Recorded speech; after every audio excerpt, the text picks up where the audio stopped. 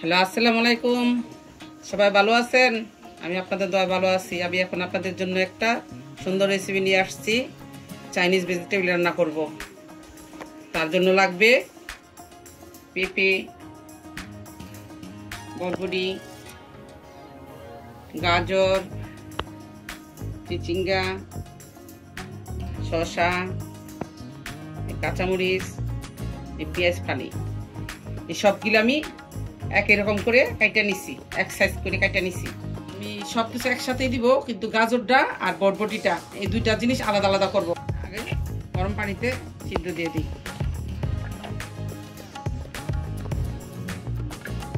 এটা দিয়ে দিতেছি, আর এটা কালারটা ঠিক থাকবে। এটা দিই, তাড়াতাড়ি হয়ে যাবে। আলাদা করে গরম পানিতে দিয়ে দিব।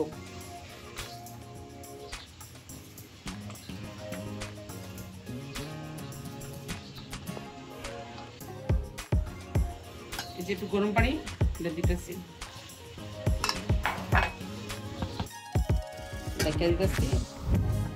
হয়ে গেছে। সব ভালো লাগবে। এই বরবটিটাও সিদ্ধ হয়ে গেছে, এখন আমি নামাই ফেলতেছি। পেঁপেটাও সিদ্ধ দিয়ে দিতেছি। এই পানির ভিতরে আমি কুক করবো, আর কোনো পানি দিব না। 1 চামচ লবণ দিয়ে দিলাম।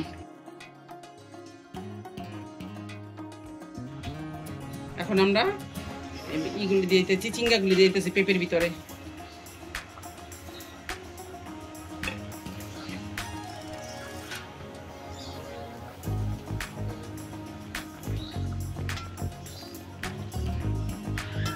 হয়ে গেছে, এখন নামাই নিব। কড়ার ভিতরে আমি তেল দিয়ে, পেঁয়াজ দিয়ে, মুরগির কলিজা গিলা এগুলি দিয়ে আমি ভেজিটেবল রান্না করব। 1 মুঠ পেঁয়াজ দিতেছি।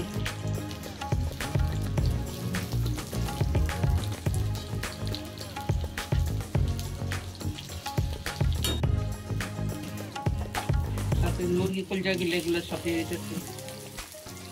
যে মুরগির কলিজা গিলা এগুলি, গলা মাথা এগুলো দিয়ে দিলাম সাথে। এখন আমি দিব আদা রসুন পেস্ট।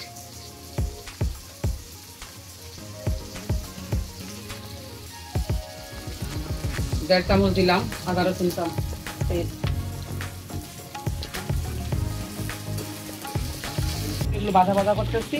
ভাজা ভাজা করে আমরা ওই ভেজিটেবলের ভিতরে সব অ্যাড করে একসাথে মিলাই দিব।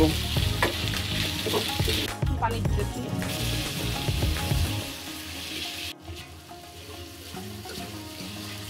হয়ে গেছে, পানিটা শুকিয়ে গেছে, এটা বলক আসবে। বরবটিগুলি অ্যাড করতেছি, গাজরগুলি অ্যাড করতেছি,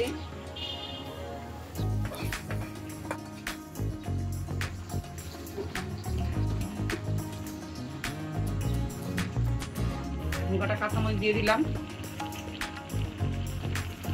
শসা দিয়ে দিলাম,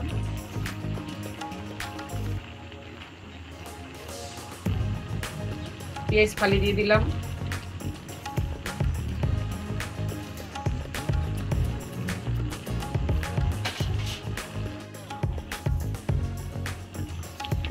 এখন আমরা সব কিছু একসাথে মিলাবো। এখন আমি গোলমরিচ দিব, 1 টেবিল চামচ চিনি দিব,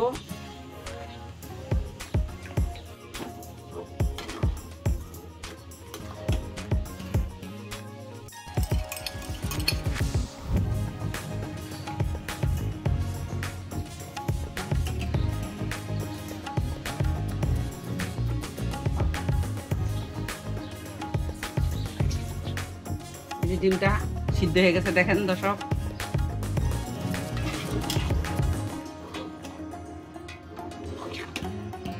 এখন আমি ছাদের থেকে একটু পুঁই শাক আইনা দিয়ে দিলাম, একটু সবুজ কালারটা আসার জন্য।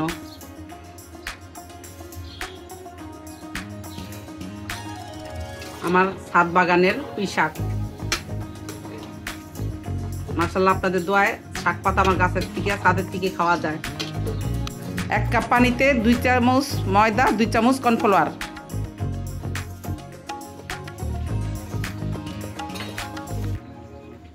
এই যে ঘন হয়ে যাবে। এখন আমরা এই বলক আসলেই নামাই ফেলবো। কর্নফ্লাওয়ারটা দিয়েই সাথে সাথে নাড়তে হয়। পুরোপুরি রেডি। সবাই সাবস্ক্রাইব করেন, ভালো লাগলে পাশে থেকেন, লাইক করবেন, কমেন্ট করবেন।